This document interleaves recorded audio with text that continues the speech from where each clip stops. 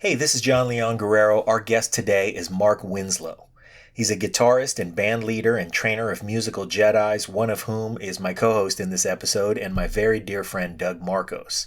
You'll hear much of the story of Doug and Mark's relationship in the episode, so I'll let it happen there. But I'll summarize it by saying that Mark is Guitar Yoda, and Doug, as his dutiful Padawan, brought his importance and the beauty of his mission to my attention and suggested we capture it.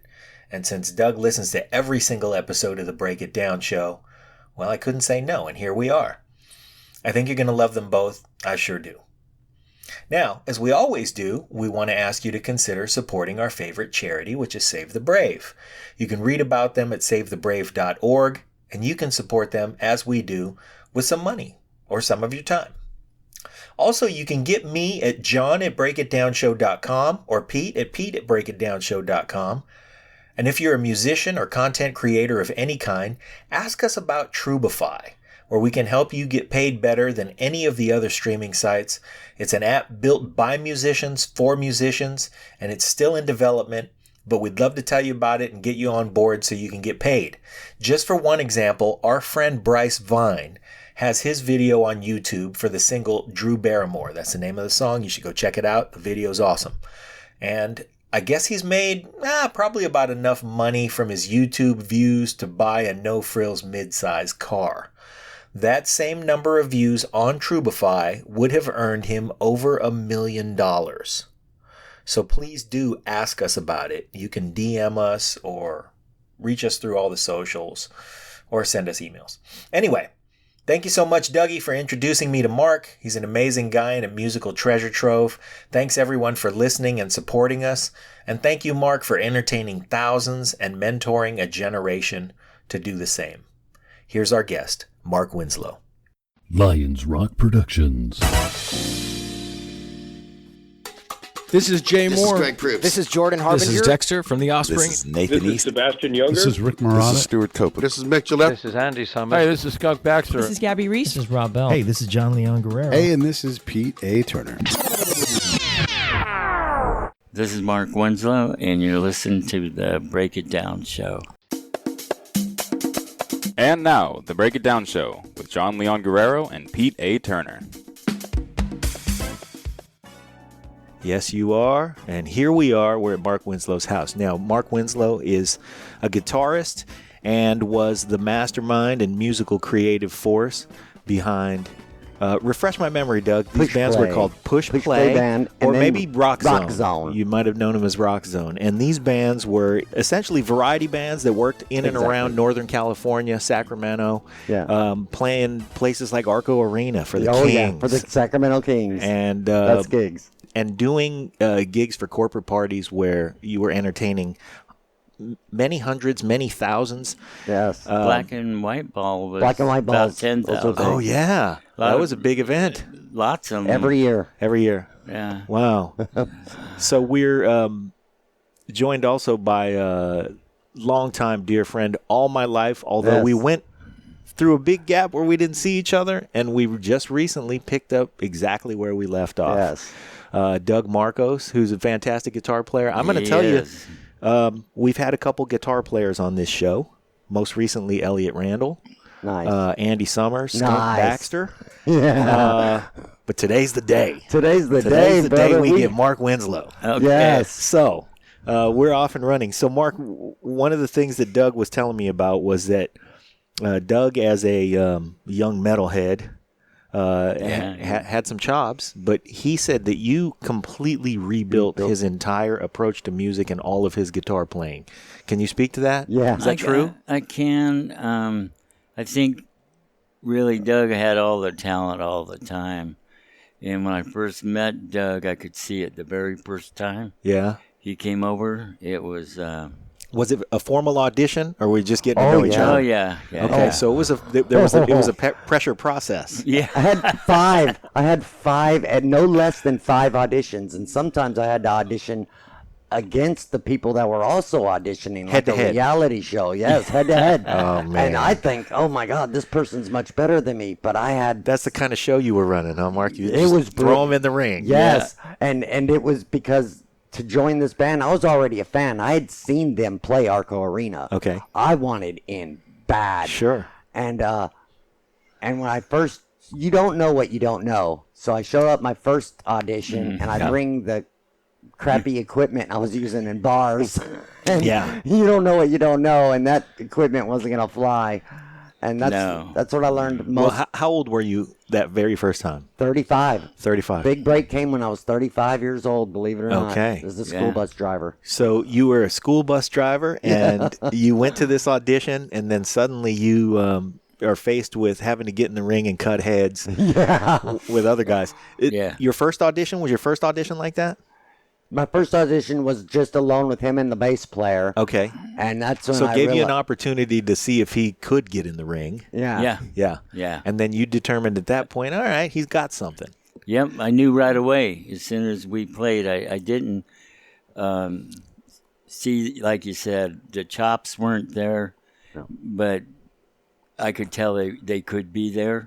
Because Doug was so much, he wanted to learn so bad that I knew that I could get across the things I like to do. This is great. And he sure did. It's like when you see a young fighter and he walks in the gym and you're like, look at him, he's awkward and he's clumsy. And I don't know what that is that he's doing, but he's got something. Yeah, that's exactly right. You could tell there was an aptitude and what's more important, aptitude? Because taking away somebody who just walks in with blinding chops and amazing, chord knowledge and stuff, you got a kid who walks in who's 35, a kid who walks in, and what you see in him is something that's not there yet, but the potential is there because you can recognize, is it aptitude? Is it willingness? Is it what's more important? I think it was the aptitude. Okay. Personally. Yeah.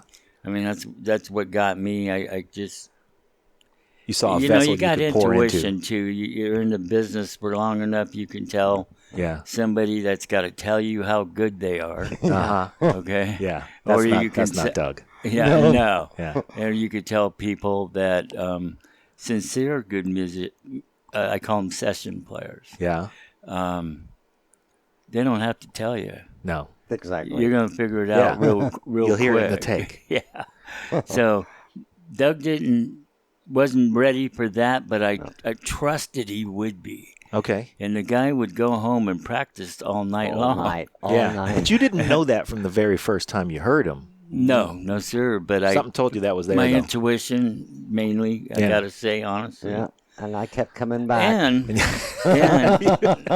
you wouldn't take no for an answer. Take no for an answer. and Lynn, Lynn. who's And he came on Lynn's recommendation. yeah, right? and Lynn, Lynn, she's The great Lynn Perry. Now, Lynn Perry is a piano player for our audience. She's a piano player who we've known since we were kids, and she was already in high school. She was already a pretty accomplished piano player. Yeah. But I would say that in high school, as much as she knew, she hadn't established her own musical identity yet. No. She was just she had dexterity, and she had been taught well, and she received it well. So she had some execution and enough that she earned a spot in the band. Yeah. And her singing. That's kind of interesting because when she came to audition, the other guitar player I had at the time we were going to work with her, see if she had what we were looking for. Mm-hmm. He didn't show up. Oh. Okay, so this was her audition, and the other chord player in the band wasn't there. Yeah, Lori was there, one of our other singers and keyboardist. And keyboards, and she, tried to make her feel comfortable because we could tell she was very nervous. Nervous, okay. And you don't want somebody nervous. Like you just want them to relax the best you can. Yeah. And well, and she's it's a pressure situation. Like you said, this is an audition, and it's for a coveted gig. Yes. I mean, the thing about Lynn, too, is she's also got a lot of humility, but she's she's got great always had great chops. Yeah. And knowledge. And knowledge. Timing. She listens. Oh, yeah. She's a great collaborator. So we know that about her. Oh, yeah. But it's hard to walk into a pressure situation. You guys got to remember, I know I'm not talking to you guys, and you guys are nodding, and this, but I'm also talking to the audience. Yeah, so of course. for our listeners, they there are collaborators who you can be comfortable with. They're going to bring it, but they're also going to pull some things out of you. Exactly. And that's what she is. And that's what Doug is. So you recognize this. Yeah. And in Lynn's audition, she was able to get over the fact that the guitar player wasn't there. Yeah. Yeah. And then take it from there. So what happened was we let her, ahead of time we'd given her some material to work on, so when she came for the audition she'd be prepared. She'd be prepared, yeah. Well, and you could tell how she prepared. She played the tunes exactly correct. Yeah. There was no mistakes. The timing was perfect. And the one thing I noticed, I don't know how to say this right, but everything was there, but she hadn't played in a professional band before. No, just bars. Yeah. So it's just a level of polish that was waiting to happen. Yeah, that's what it was. And she wanted to, at the end of the audition, she's getting ready to go. And she says, I hope you'll really take me serious about this. I want to be in a professional band. I never have been.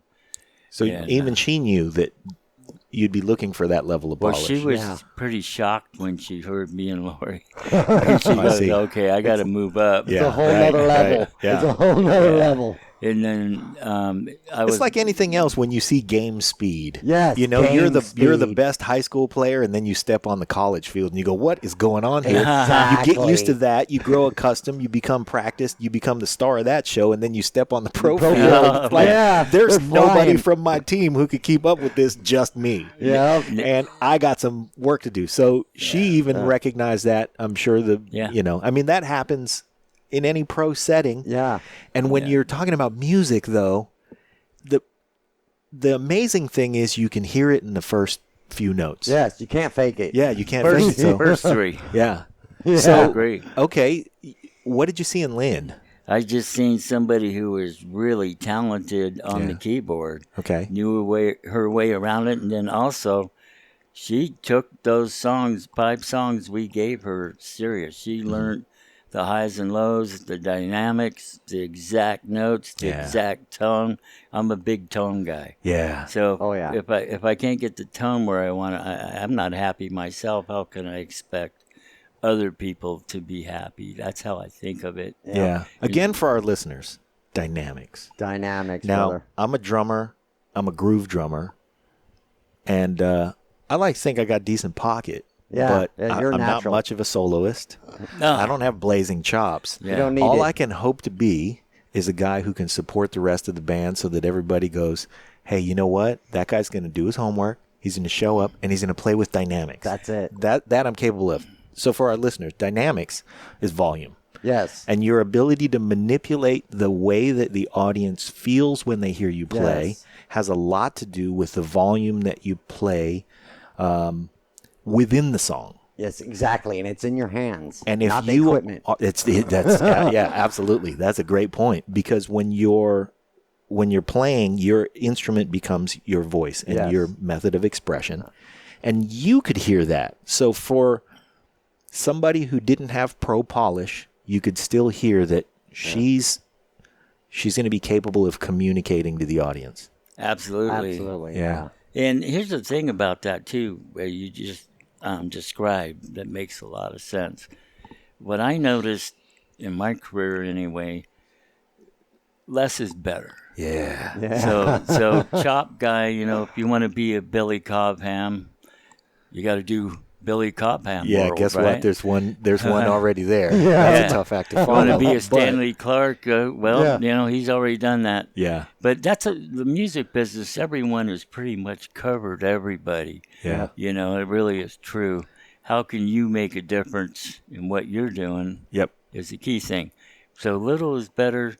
So a good pocket drummer, I would take him over anybody else that gets the idea of dynamics, how to control the bridge of the sound coming out. Yeah. And then if everyone works together, all those pieces, everyone's good now. Yeah.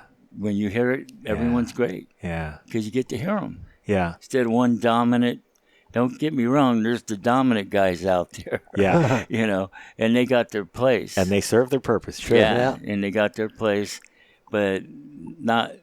I don't know who I could say was the best guy, because I don't listen to music in those terms. I listen to how it's put together as a package, so I can understand everything coming at me. It's really like when you hear somebody say something really smart at a perfect moment with the kind of intensity that you want. And sometimes intensity is volume, but sometimes intensity is a whisper. Yes. And when you're working together in a band, you take on the little roles. You have your grand role, like I'm the lead guitarist. It's job to be the lead guitarist. But other times your role is, I have to bring the band out of this bridge. Yes. And we're coming back to this, here we go. I'm leading us into the vamp, and the rest of the band is counting on me to bring us in. So those little micro roles is when a person's sincerity comes out. And it's like, you can, hey, great chops. Everybody loves great chops. Yeah. But when you hear a guy, and this is why, musicians tend to love each other differently, because it's like, man, that guy, here's where I'm coming from. Yes. And I know I can depend on him to bring me back out of that bridge. Exactly. Just little things like that. Yeah.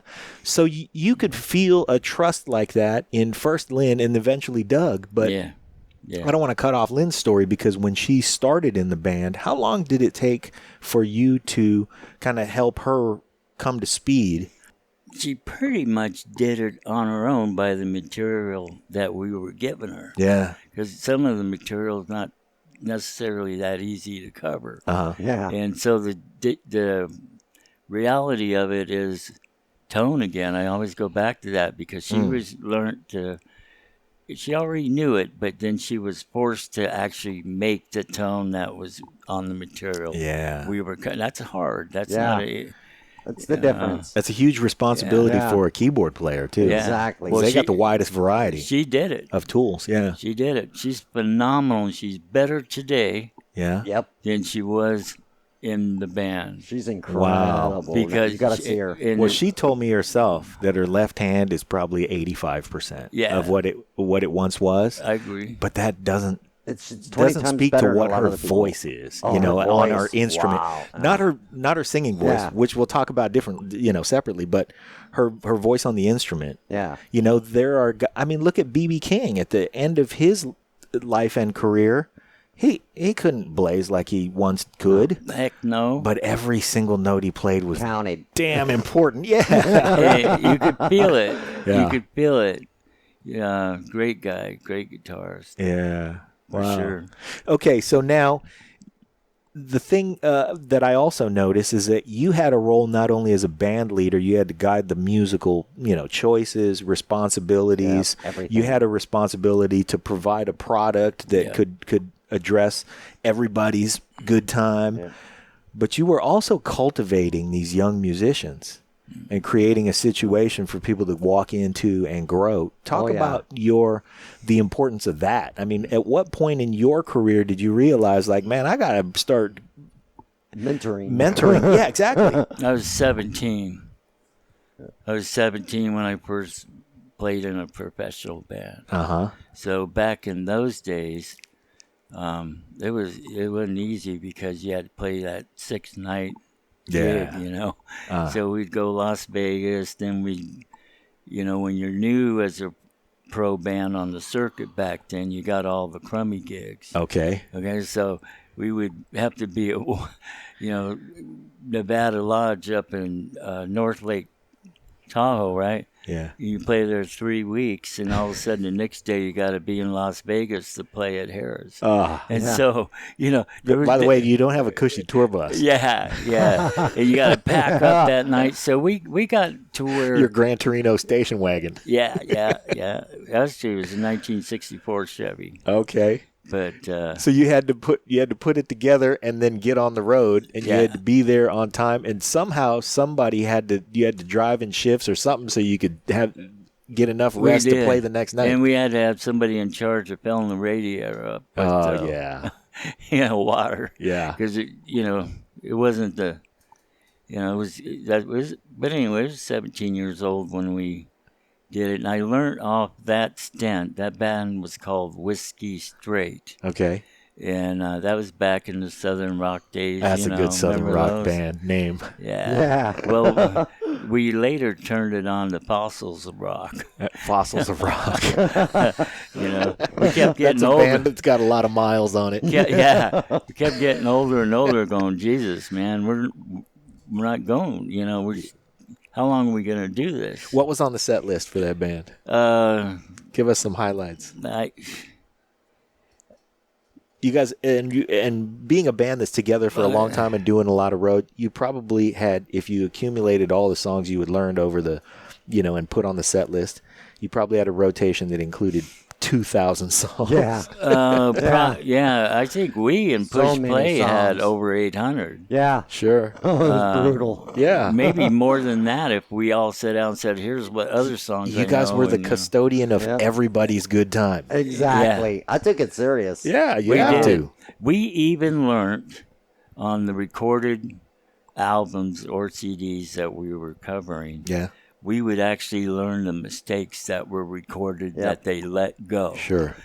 So we could really authenticate exactly Oh, that's terrific. what that was. And that's Yeah. what we'd be told by people. Yeah. We would have people come up and they would tell us, you're faking it. You're playing, lip-syncing. Yeah. You're not playing that No, guitar. that's called executing. Yeah. And they told Doug the same thing. Many Doug, times- at he's a not couple playing gigs. that guitar. Yeah. They You said we learn were faking it. the plucks and scratches and, even Yeah. if the guy dropped the guitar during the Exactly. take. I dropped my guitar during the song. Yeah.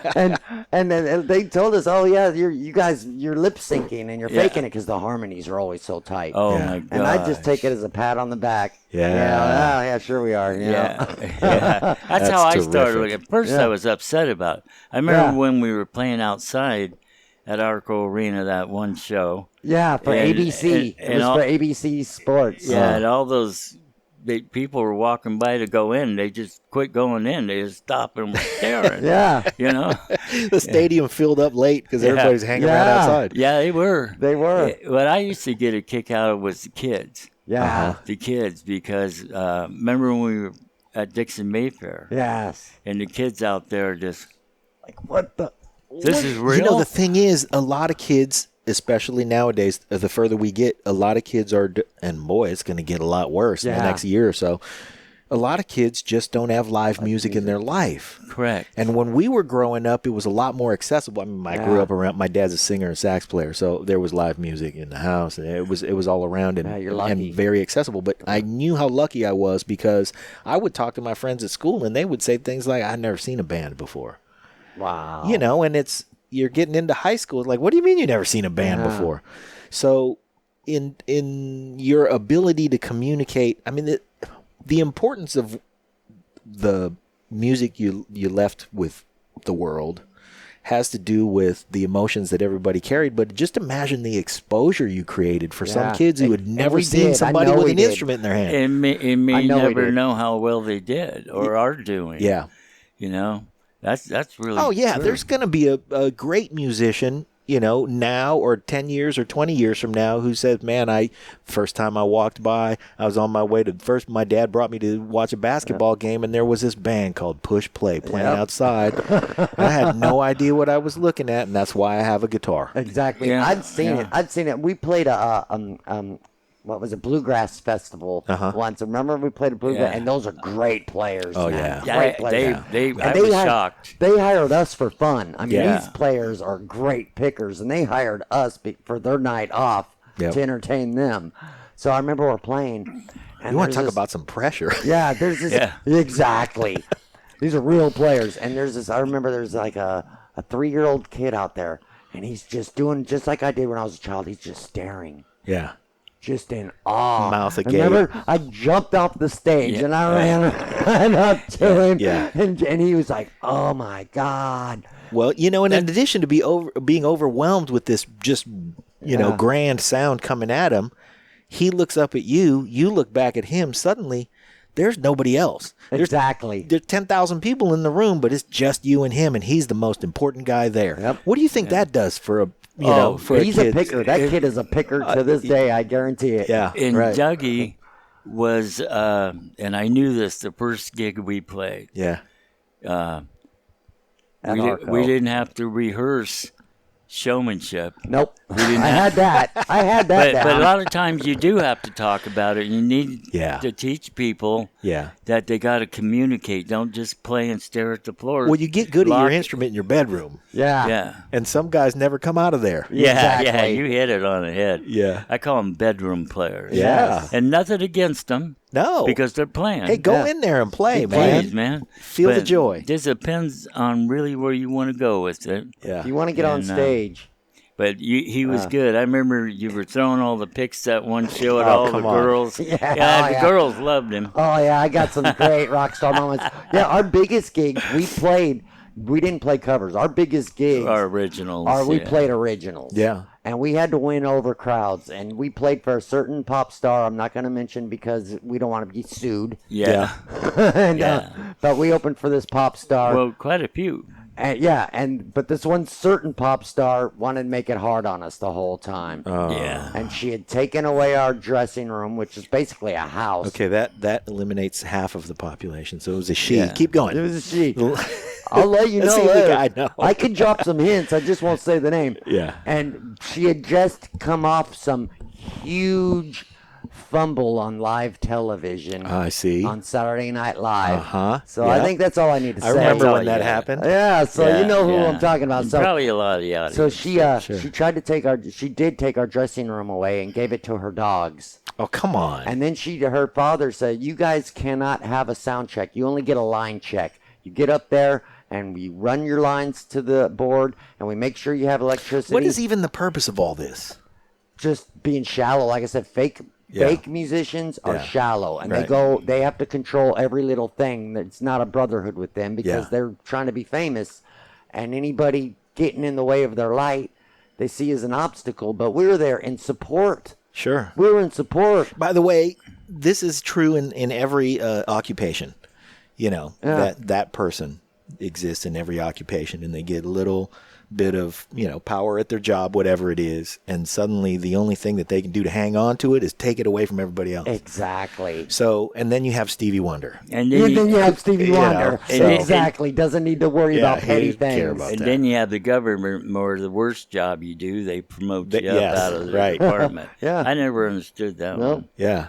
You know, That's the Peter That's like principle. saying, let's find the worst guitarist band in the world. Yeah. Yeah. Let's promote them up to open up here. Yeah. Yeah. And going on to that show, to go do our line check, we thought for sure, we're just going to plug in our instruments, do a line check. Her sound man said, no, we're doing a full sound Yeah. check. Gave us 45-minute Yeah. sound check.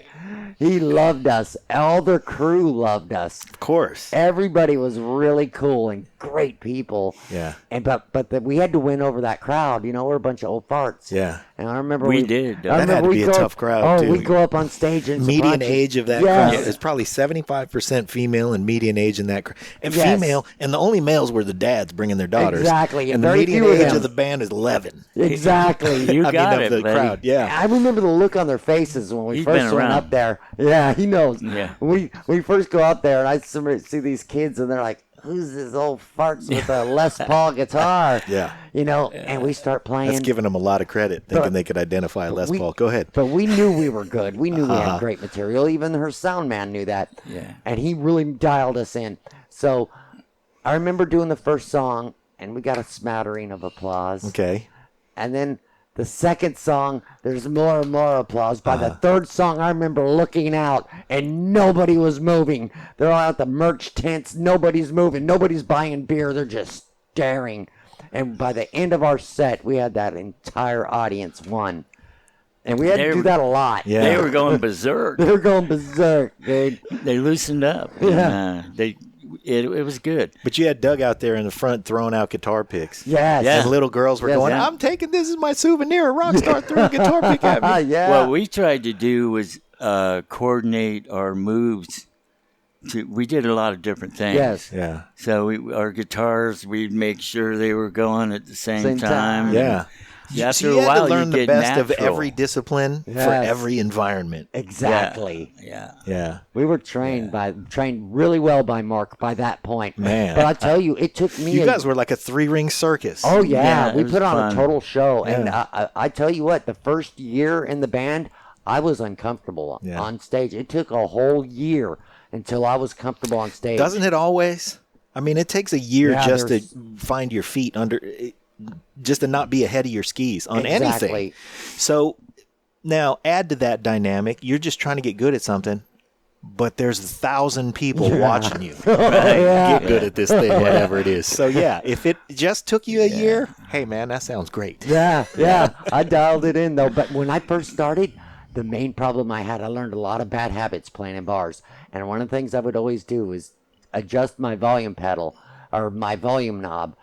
Well, when you're working on direct and you're plugging in direct back, especially back in 2007, the digital equipment didn't allow that. If you turn down your volume pedal or your volume knob one nth, you cut out completely. Right. I didn't understand that because I was playing in bars, and this is how you quiet down. This is how you go loud. Yeah. Mark, Digital is retrained made out me. of ones and zeros. Exactly. So- Mark put it all in my hands, taught me that it's all about your hands are going to do the dynamics, not the volume knob. It's going to be in your hands. Yes. And that took a lot of time to learn, but thank God. Yeah, you got it, though. Yeah, now I You got got it.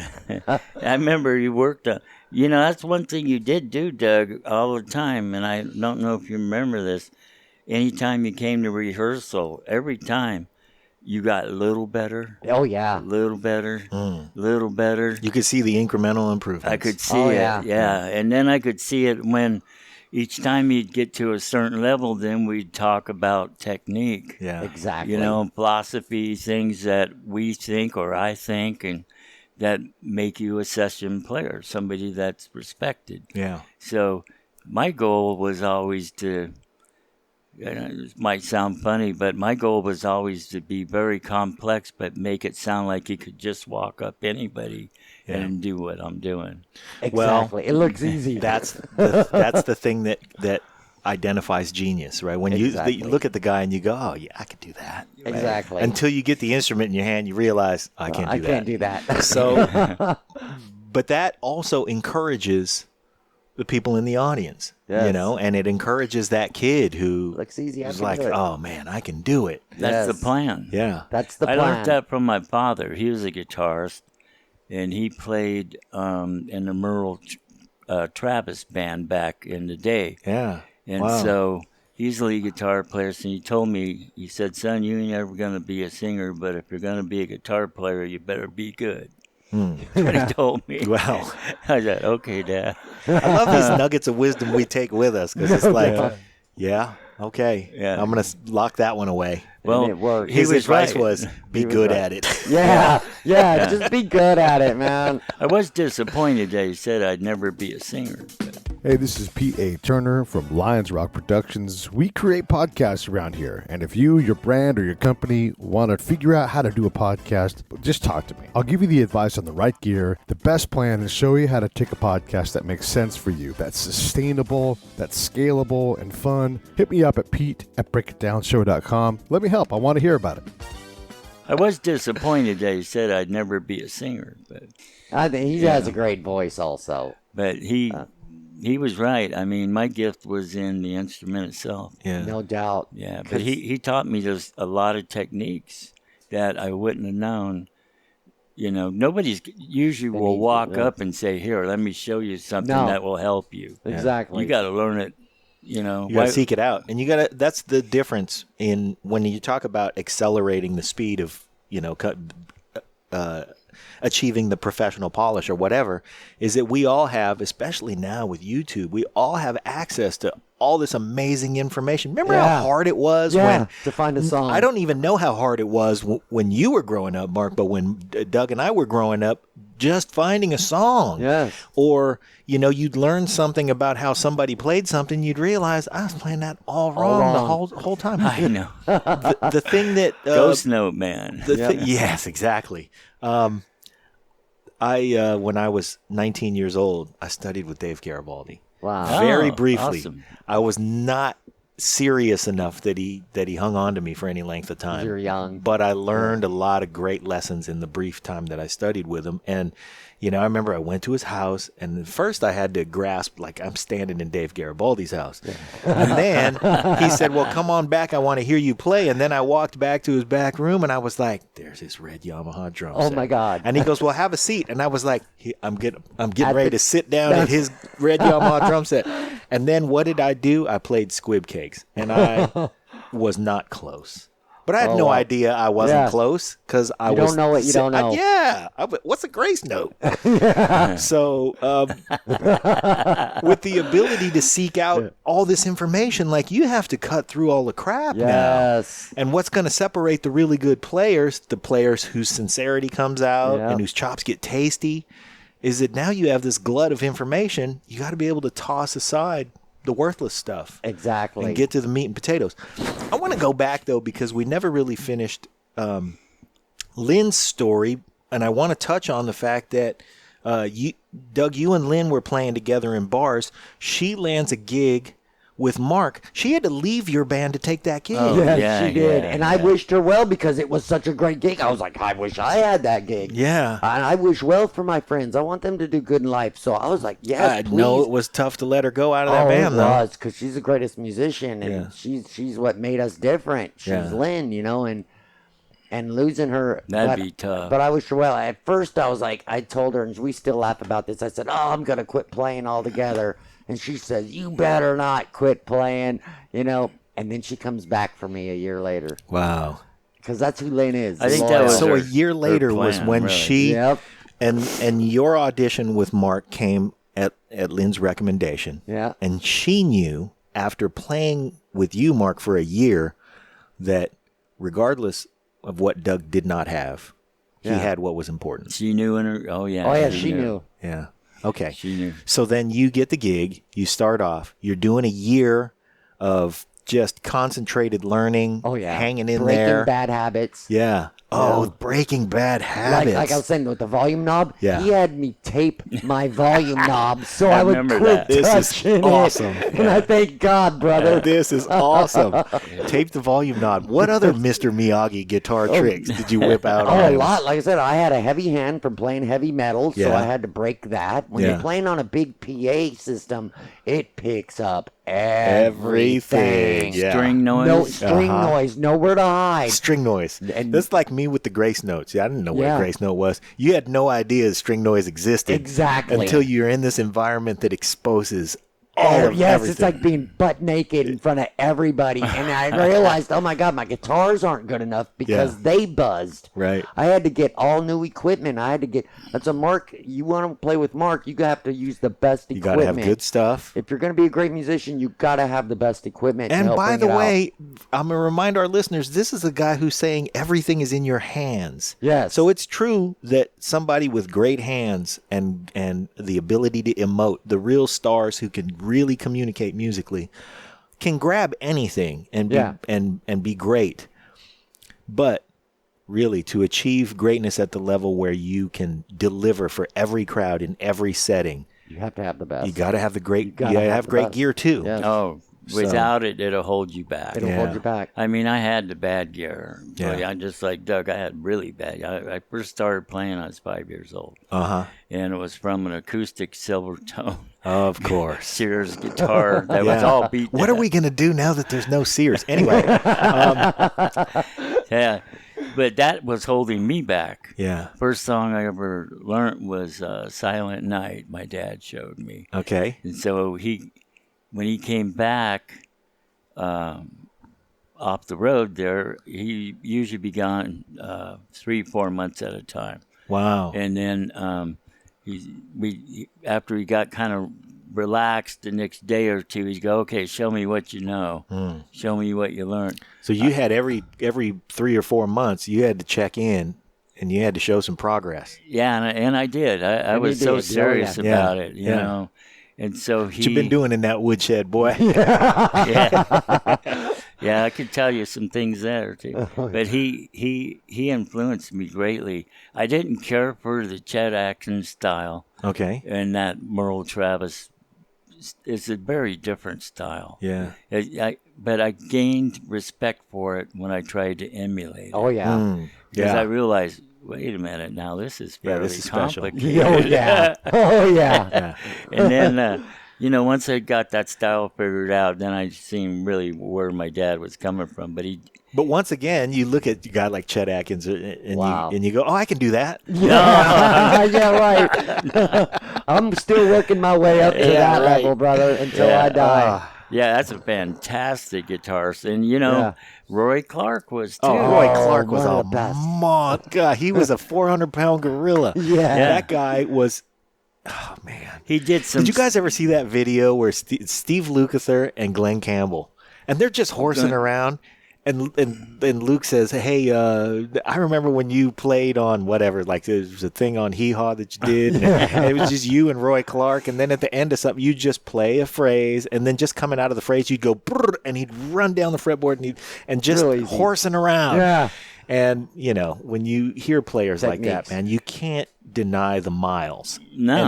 And one of the things we're can't fake celebrating it. in this conversation with you, Mark, is the just amount of sheer miles. And Yes. they come out of the studio. Yeah. A lot Yep. of people don't know that, Yeah, but right. that's where Glenn Campbell came Of course, yeah. from. And he's a hell of a guitarist. Oh, he was a monster. Yeah. I But love Roy him. Clark, same Roy thing. Clark, too, yeah. Studio guy. I started working in the studios in Los Angeles when I was I think first one was 23, Okay. and I didn't work much. Sad state of affairs. Yeah, well, you were You're in young. Los Angeles and you were Yep. young and Tommy Tedesco was alive, so what could you do? Well, I didn't know enough styles. Yeah. Yep, you got to learn I them was all. one-dimensional, Okay. and I learned real quick. I'm going to starve to death. Yeah. And so I thought, Until I starved to death until I expand my repertoire a little bit. Right. Exactly. What was lacking at that time? just the ability to cross over. Yeah. Because But cross over into what? What did you have to go seek out? there was all kinds. There's country rock. Yeah. There's folk music. Yeah. Hard rock and roll. Oh boy. It was just everything, really. Southern rock at that time, it almost was falling out of, other than the faithful fans. It was, Yeah. people were moving on to Def Leppard and, all those things. Grateful Dead. So you're talking about you were in the early 80s. Yeah. Yeah. And so what I So learned. this is almost coming out of the Wrecking Crew days already. Yeah. And in the early 80s was when really bands started to take over, MTV Yeah. Yeah. started up. So we were paying attention to all of And- that. And they peaked. Yeah. Yeah, they When they peaked, I think, and you see if you agree with me, Doug, I think was between 70 and 76 was the peak of what happened is Recorded we got a popular lot of music. knowledge in school, Yeah. a lot of band. Yeah. You could take jazz class, you could take, Yep. it was just a lot we could learn. Yep. And you learned to read music. Exactly. Yeah. Thank God. Right? Yeah. Well, Doug and I experienced the tail end of that, yeah, if just barely. Yeah. you're lucky. Yeah. Because nowadays the kids don't get that. No. They don't. That explains why three chord bang made it. Yeah. Yeah. I'm watching. I'm going, how did this happen? Yep. When you look at it, it was education. Yeah. Education. Not everyone has the opportunity to learn to play by ear and to read music. Yeah. Exactly. Sight read quickly. Yep. And that's important, I think. Sure. Well, it's a tool that if it's not there anymore, it just creates either a different environment where you're not going to get as much done, or you're not going to get as much done as quickly, or you put the same musical genius in a different time period, and now he has different access to tools. And if you take his tools away, you know what happens. yeah. Can't build anything. That's right. exactly- That's how I feel about it. Yeah. But that's not a knock on what I'm hearing today. I listen. Oh, there's some to good it, stuff. Yeah, there's and always good there stuff. is, and I try to break it down and understand. And most of the time, what I'm breaking down is one keyboard, Yeah. playing everything. Yeah. and it's just And a drum loop. adequate keyboards. Yeah. and At best. I blame that on education. Sure. Yeah. Yes, Yes, because dynamics It's gone. Gone. It's Yeah. gone. You know. And I also that Also don't- practice discipline. Yeah. Exactly. Oh, there it is. That's part of it, and then you also have the other spectrum where tonality Yeah. is gone. That's Yeah. not there no more. Yep. It's like percussionists, drummers, who I respect very much. One shoe fits all now. Yeah. Yeah. They're not dynamic. They just start banging, and then it's that through the whole song. And that's Except the greats. that's where all the fun is. Yeah. That's know? how you sound good. Yeah. Yeah. And to go up and down, peaks and valleys, to go on a voyage. If you're just playing at 10, there's nowhere to go. Yep. If you're cranked up, that's There's what I learned nowhere to also go. about playing in a pro band is what I didn't understand playing in bars is we would have the amplifiers up loud, and if you ever see a band and you just know something's not right, everything's all jumbly and it's all a mess. Well, it's because their stage volume is cranked up Is to 10. all the way up, and it's the same all the Yes. way through. So the engineer has nowhere to go if you're turned up to 10. Yeah. What can he do? No headroom. Nothing. No headroom. We had Also, where can you go emotionally as a listener? exactly. If you just get 10 slapped on you, Well, you know? gotta Nowhere to go. be You're in the pretty ring with stoned out, I Tyson. think. We had it so our stage volume, even in the biggest gigs, was so quiet we could whisper to each other. Yeah, we could talk on stage. We could talk on stage like we are right now. Yeah, that's awesome. Yeah, and that's how it should be. That's how it is. should be. If your sound engineer's good, and we Yeah. had a Yeah. good one, and Rick, Oh yeah, he got better and better. yeah. We worked with him a lot. He was a good engineer anyway, but towards the end of our band, when everyone started having strokes and all this, We all got old. but anyway, he's a great engineer. He knew exactly what to do. He learned it from you, though. To be fair, he learned it all from Mark. Mark knows Freak- everything. Frequency, he knew how to set the dynamic for up close gigs, Yeah. far away. I mean, it just was great. Yeah. So Oh, that man, helped. That having that a- body of knowledge too is suffering a serious blow right now. Oh, yeah. Because there's no live music They're right out now. of work, Yeah. out of practice. Everybody's out of work, out of practice, and there's gonna be a generation that you hit it. Yeah. Oh I've man. been see that stepping coming. in that too. It's actually, for me, I'm depressed about that Yeah. because it's just my and I know Doug's philosophy is the same, and I bet yours is too. If you can give something to make our business better, our industry better, fan base better, people happiness by Yes. listening, Happiness quotient. and Yeah. the communication, and we won the battle. Yeah. We used to do a thing every year called Dirt Stock. We'd have hundreds of people For come. fun. Yeah. But they were all our friends who are musicians. Yeah. That's the only friends I have. They're musicians. Right. So I had to and- get married on a Sunday. yeah. But our philosophy there was the same. Everyone gets to play. Yeah. And we don't care how good you are or how bad you are. Uh-huh. As long as the experience was good and motivated you to play more. And the end of the We day, won the battle. you're gonna be better. Yeah. The exactly. end of this day, everybody is gonna be better. And Yeah. it went on from morning till night. And Oh, it yeah. would culminate with everybody around a fireplace and an acoustic guitar. Uh-huh. Everybody's Yeah. singing their songs. Wow. That was the best stuff. Dirt stock, huh? Dirt stock Where did you is used to what it's throw this called. event? What was it? God, I can't even remember. East Park Reservoir. There Okay. it is. Yeah. Yeah. Wow. And it was cool because we never had any problems. Nope. We kept good control of it. There's a couple. They weren't security guys, but they're good Yeah. friends that would provide the security, Security if if needed. somebody Yeah. needed it. Yeah. But we never Thanks, had Big any Charlie, issue. or whatever his Yeah. name And was. then Yeah. sometimes, when we were rocking out at night, the sheriffs would come out there, Uh-huh. and then they'd say, "Well, just turn it down a little bit." They Yeah. never said stop Oh, Right on. because that's cool. they would sit out there and listen. They were Yeah. out there listening. Wow. So you can have good stuff like that. And I think it's positive. I just want to see music grow again, but I am worried about this situation Yeah. Yes. that you mentioned here because that's a fact. I just want to say, when you go, oh, here comes the sheriff deputy. He's walking up. He's going to tell us oh, no, he's dancing. Yeah. I think we'll be all right. We'll be all right. He They just were wants to talk good. to us. Yeah. They were pretty cool. Yeah. You know, and then they eventually never came out anymore. No. Yeah. People call them there. No, that's We ain't push going out play. there. We ain't- Yeah, Yeah. it's non-threatening. No. Just a bunch of musicians Yeah. singing.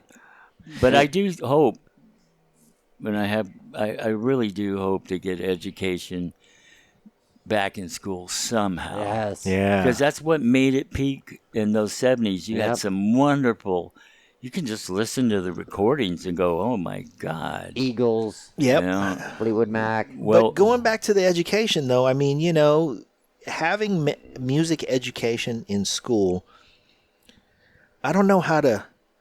There's a thing that you learn in music education that has to do with spatial awareness. Yeah. Because everything that I do, and I'm saying this in front of you guys because I know you're gonna go yes.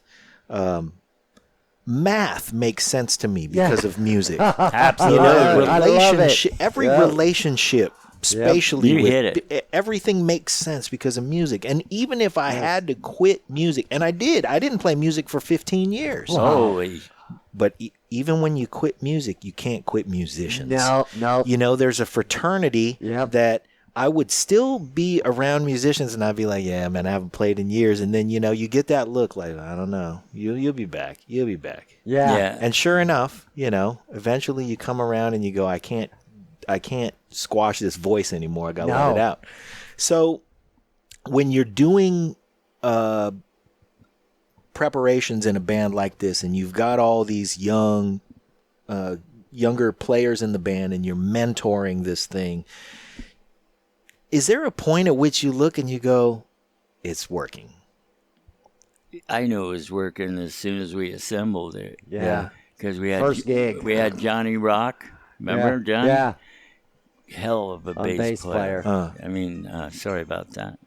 But, That's almost was his real name Johnny Rock? yeah. Yeah. Yeah. So you can't ignore that. You have to play. If you- You have to play bass if you're named Johnny Rock. Right. bro. And he also was Hey, good, sorry, Johnny. You're not going to be an accountant. and he was a good singer too. Yeah. He was really good. Yeah, so we had him, and I felt fortunate. I didn't realize just how good Johnny Rock was. We'd been together, our band, 18, 19 years, and I had forgotten how good Johnny Rock really was, and I listened back. Lori played some recordings of us back then. I thought, Jesus, that Bass player's but pretty that good. was recorded live on a little crummy thing, Yeah. and it sounded I Great. was like, wow. And then but Johnny Rock was hitting everything Yeah. where he should have, Exactly. you know. And Dave Cherry, Dave Cherry I'll was never a great forget. drummer. Yeah. Great drummer and pocket vocalist. drummer. Yeah. Yeah. You know, we didn't need him to play all over the place. And Yeah. if he started to, I'd tone him down and say, Dave, that part's been covered. Don't do that, okay? Yeah. Right. Hey, everybody's trying to dance, man. Yeah. You Yeah. know. He understood that, though. He was a real pro. He Dave Cherry did. was one of the Dave greats. played in professional bands all his his life. life, and it showed. Yeah. It And that's showed. what we wanted to do. We never wanted to accomplish. We wanted to play in bars. Well, what are you going to get? And there's nothing $10. against that, by the way. You got to Yeah. play Yeah, for fun. where you got to play. Right. Whatever it takes. You got to play where you got to play. Yeah. Yeah. So And sometimes that's where the good time is. So Yeah. hand me the keys. I'll be in charge of the good time. And if that's what you're doing out there, hey, man, keep it going. Keep it going. Keep it Never going. stop. Yeah. Never stop. And like I said, when I was playing bars, I'd end up with a $10 beer tab at the end of the night. I didn't get anything. Yeah. And it wasn't until push play that, oh my God, I just got paid $1,000. Hey, there's money. Yeah, $1,000 for a one night gig. And before I remember I played in a parking lot for $10. Yeah. You know, so yeah. Or there was a time where it was pay to play. oh yeah, For I something- went Remember through the that in Omni? the 80s. Yes, Yeah. the Omni. I was a star at the Omni, Oh, man. brother. But you had to sell a certain amount of tickets. Well, Tickets, you didn't yeah. have to sell them. Yeah, You you just could had just- to turn in the The money. money. Yeah. So, yeah, you definitely had to pay to Yeah, play. pay to Yeah. play. When that came out, I was like, don't do Oh, that. this is terrible. Please Yeah. don't do that. I did that. Because Yeah. what happens is ultimately the less musicians play for. Yeah. These owners they're business people. They're gonna keep getting, well, I paid them this. If you can't do it for that, I'll just hire them back. Yeah. Exactly. And so they beat down your cost, and we had a standard. If they couldn't meet our price, Yeah. I'd say, hey, let's do the math here. I got this much musicians, a light show, stage setup.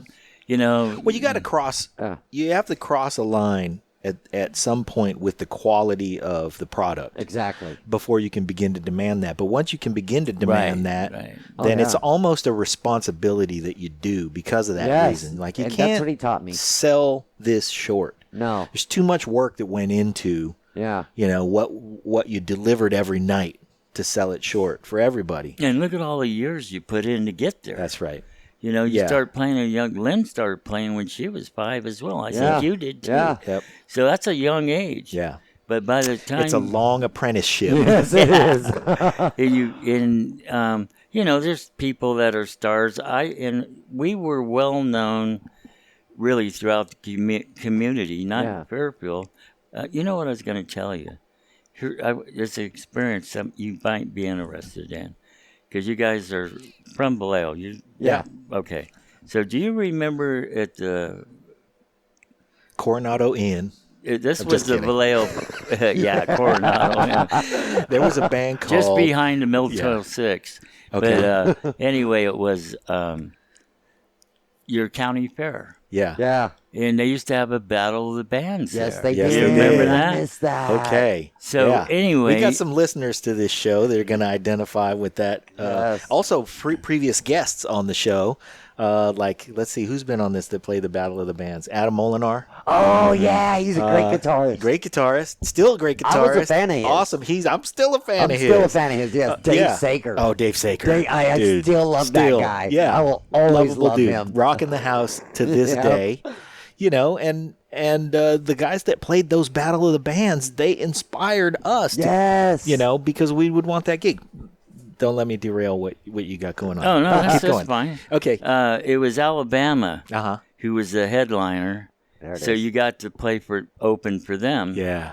So anyway, long story short, I learned a good lesson at that show. Because I thought I was going to be a rock star, man, blow this crowd away with what I had. Yeah. Had a lot of stuff, I thought. Well, we do our show, and then when Alabama come out, I found out just really how uneducated I was on my instrument, because their guitar player also played fiddle, but the thing is, he did real simple stuff. Yes. He kept it simple. I mean, so simple. I'm like, what the hell?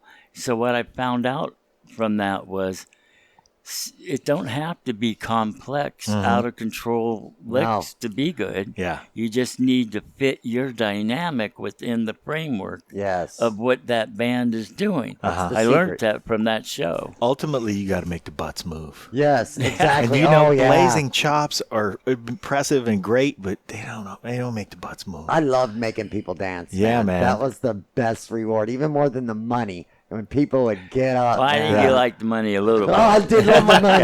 Yeah. I mean, the money just allowed you to keep doing it Yes. and keep climbing and take it Exactly. seriously and continue to really deliver more Exactly. and more and more.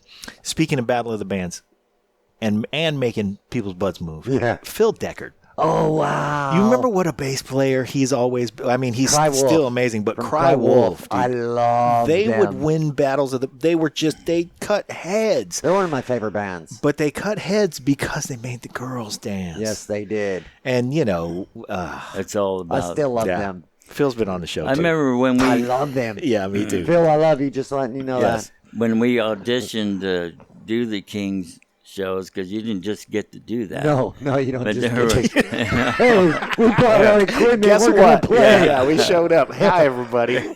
We bought tickets. Yeah. but there was like 200 and So many Well, bands. no, let's break this down for the audience. This is the Sacramento Kings. Now, consider that in order to work for them at a level where you're entertaining people, because they are what the Sacramento Kings organization does for a living is entertain people. Yes. Now, there are a couple different ways you can entertain people and work for the Sacramento Kings. One of them is play music. The other one is play basketball. Yep. And if you're playing basketball for the Sacramento Kings, by the way, you probably have to be 7 feet tall, a Yep. physical specimen. You have to do things nobody else can do in the world. Top of the league. Same is true for the music. Oh, yeah. So whatever entertainment product you're going to experience when you show up with a Sacramento Kings ticket, consider that what we're talking about here is that you guys are musical 7-footers. Exactly. So, where were we? They had to find you guys. You had to audition for the thing. There are, by the way, probably 10,000 bands in the Sacramento area who would love to make $1,000 a piece.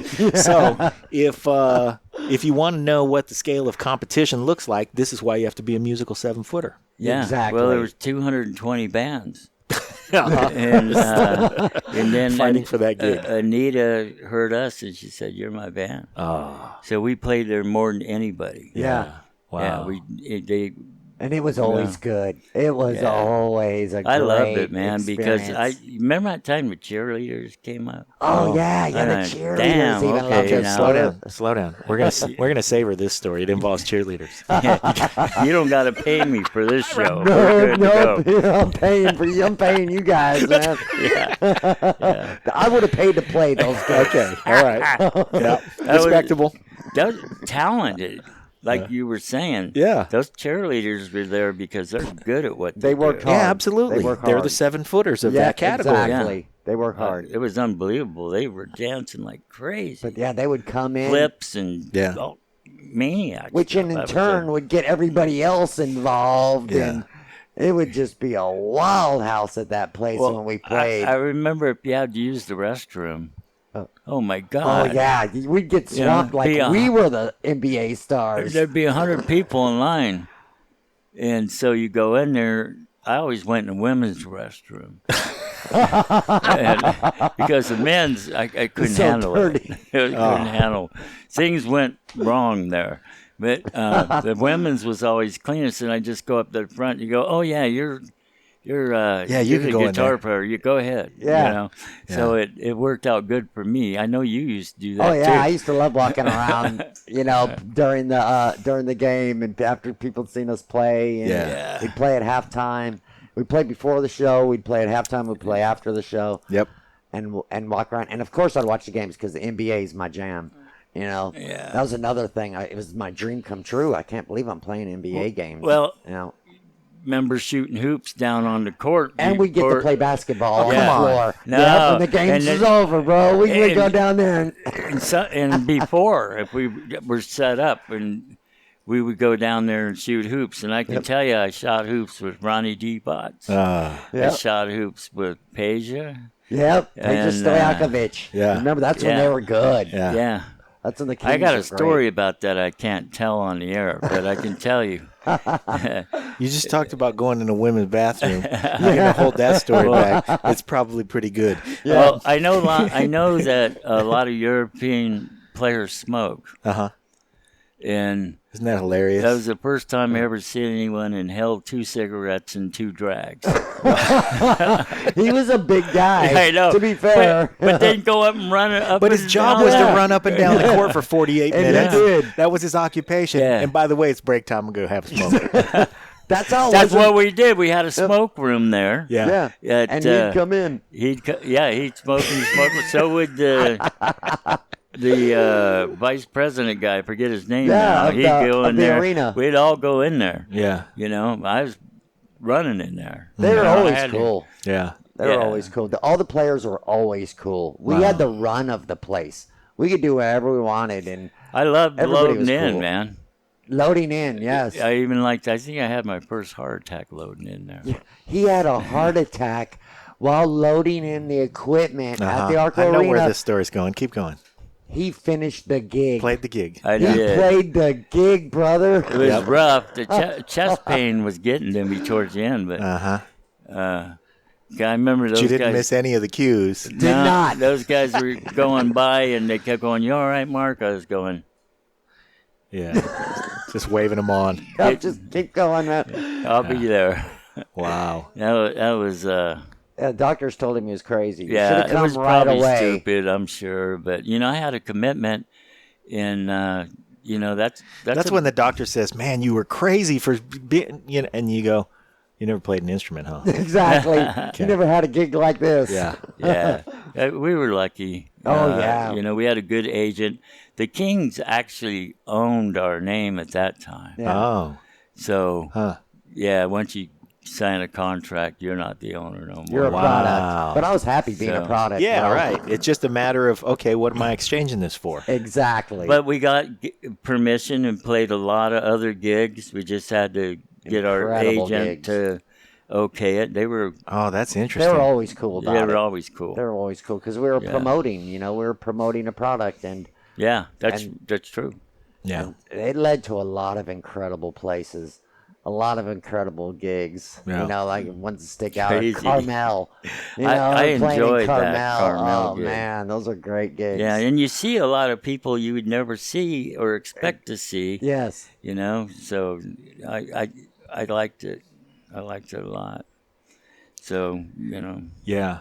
Well, I want to tell our audience something that we touched on earlier, and that is that your heart's been through a lot, and you were told 2 years ago that your heart would last you maybe 6 months. Yeah, that's true. And you're here and still fighting, and we want to, first of all, just appreciate how hard you're fighting. Yeah. Thanks. And that you're not letting it stop you from continuing to make music. Yes. And when we got here, Doug played you a song, and you grabbed your guitar and played not just to accompany Doug, but so you could lock it in. Yeah. And so the fight continues. We want to celebrate that. Yes. I want to ask you along those lines because I don't want to fail to I don't want to fail to capture this. What is next for you, a guy who's fighting the fight that you're fighting and loves music as much as you do? Honestly, it's kind of emotional to talk about, but I'll tell you, I just want to complete a CD before my time's up for little Doug, Glenn, Lori, and Dave, and my bandmates. Wow. Okay. That's what we're doing. That's all I want to do. Wow. By God's grace, we're going to finish this project. Okay. They were all writing songs, Yeah. you know, to put together. Make it happen. Yeah. Wow. Well, we typically record an hour for this show, and I don't know how you guys feel, but we're 4 minutes over an hour. I feel We great. keep doing this as much as you want. You don't want to get your audience too bored. Well, and the thing is, they're our audience because they don't mind hearing us geek out like we do. Right on. So there's there may not be a million listeners, but there's I'm sure it's growing. several hundred, to maybe a few thousand out there who It's are brewing. Yeah. who are loving geeking out as much as we love geeking out. So So I appreciate you coming over and well, talking to us. I'll I tell love you the before show. we do anything else, I just want to get this question out, which is you appreciate me coming over. I imagine that's an invitation to come back and do it again. Sure. Oh, yeah. Absolutely. All right. Because I want to do this. There's a couple of things that I definitely want to capture. We can do this every week, but I also want to make sure that we capture the progress of the CD. Yes. Because Yeah. as the CD's finishing up, I want to get your thoughts about the process, about Sure.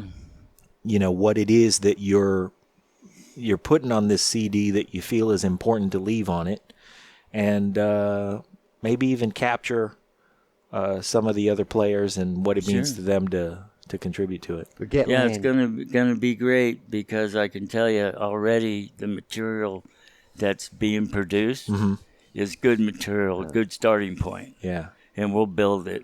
You see, Yeah. We're gonna build it like you build a house. Yeah. So, Terrific. Where are you recording it? right. Right here. Right here. Take a look this in there. room. Yeah. Yeah, I used to have a studio. Unfortunately, it was pretty good size. I lost a lot. I lost 50 guitars. It burned down. I Wow. lost all my Fender collection that I had. I had every Fender amp you know of. I've been doing this so long, All your life. so I collected everything Yeah. I could collect. Bunch Yeah. of Les Pauls. I had 9 of those. Martin guitars. Yeah, D28s, Yep, D28s. Shenandoahs. Anyway, I'm not past that yet, but Yeah. I can't go back and relive that. But but I lost all that in my studio when my house. See, I had a house I built downstairs, and then the second story of it was all studio. Wow. So Everything. All playground. Oh yeah. it was best thing for me ever. Yeah. Because I love working in the studio. I like the engineering part. Yeah. I love putting together. I like playing. It's kind of like playing, really. Yeah. Because, like, you know, there comes a point in time in your world where you're trying to understand, I'm playing this right. I know what I'm hearing, but you're not. Yeah. It's a ghost note that somebody else has added to make that note sound this way that don't exist. Yeah. Exactly. But yet it does because you hear it, Right. right? Those kind of things I love to get The recorded engineering into the secrets. songs, you know, things like that. Yeah. So that's the plan, is get the CD, and then it'll live on. Yeah. Exactly. For Live sure. on. Well, I think your legacy is going to live on in the players you've influenced. Yes. In all of the musical legacies you've helped others create. Oh yeah. And man, there's nothing better than that. No, and it feels good to see players advance so well. I mean, that's the best reward I've ever gotten. Wow. You see people like Doug. I'm so proud of him. I mean, he was good before, but he's a whole nother level. It's a whole nother level he's now. much better now. He's getting better and better, and really good lead guitar player. I know he doesn't even like that. You know, he probably never even mentions it because he don't need to tell you. Yeah. No. Right. Just do your thing, you'll man. hear it. Just like Mark. Yeah. I told him that about you, Mark. Mark won't tell you that he's a good guitar player. Yeah. He's just gonna show No, you. nobody. Yeah, everybody is. Everybody who's capable just lets it come out in their voice. Exactly. Well, so you have session players. You know, that's what I consider myself. Really. Same here. Yeah, you know, There's a secret language to the session player that is really centered around serving the song. Exactly. Always. And in order to do that, you got to take self completely out of it. Exactly. Yeah. that's pretty smart. Yeah, I live for the song. That's the main thing. I don't care if I'm a ever hack. play I learned that solo. from somebody else. No, I know, right? Just to Well, understand if that. you're doing this type of thing a lot, you're gonna be learning a lot of stuff. You sound pretty darn knowledgeable. Oh, thanks, man.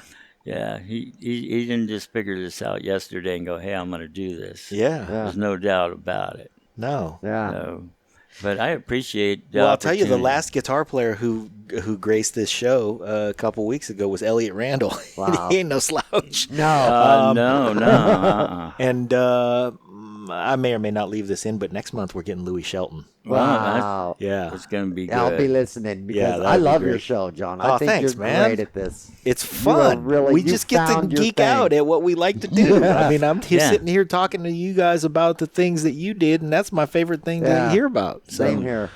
Yeah. And you're a musician, that helps a little Oh yeah. Yeah. because you know what we're talking about. He knows the right questions He's to ask. stepping right in there. Yeah. It's just it's the stuff we all want to know. Yeah. Yeah. You know. It's stuff. It's education. Yeah. You know, each person has a different philosophy of what they want to do. People that you interview, Yeah. and so that means And a different experience to apply it Yeah. to. You know.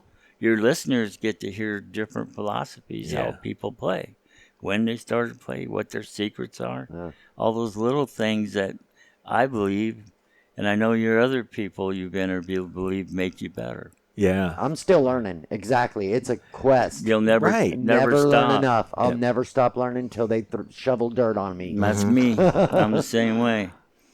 And even when they shovel dirt on you, you're gonna be like, "Do you hear that?" You'll probably see a little string pop up out of the dirt wiggling. And go, that's Dougie. He's still thinking. Tune that shovel. He's still flat on that high E. That's Mark man. Winslow bringing up old shit. Yeah, That's where I'm at. he's the man. He's the man. He's the Yoda of guitar. I'm telling you. Man. Well, yes, our guest today has been Mark Winslow. Hope you guys enjoyed this show. If you did enjoy the show, then keep listening. Tell your friends.